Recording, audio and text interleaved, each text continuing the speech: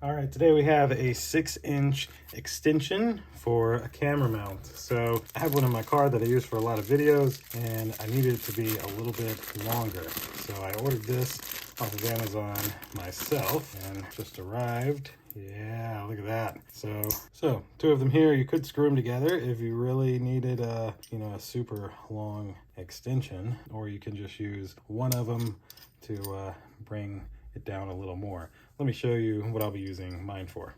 So with this mount is how I make some of the videos in my car, and with this I should be able to get a better view of all of this. So let's unscrew this, and then we can screw in this like so. Bingo. And then I can screw this back on down here, and now I'll be able to get better views. I might end up moving it up a little, but yeah, that's perfect. All right, perfect.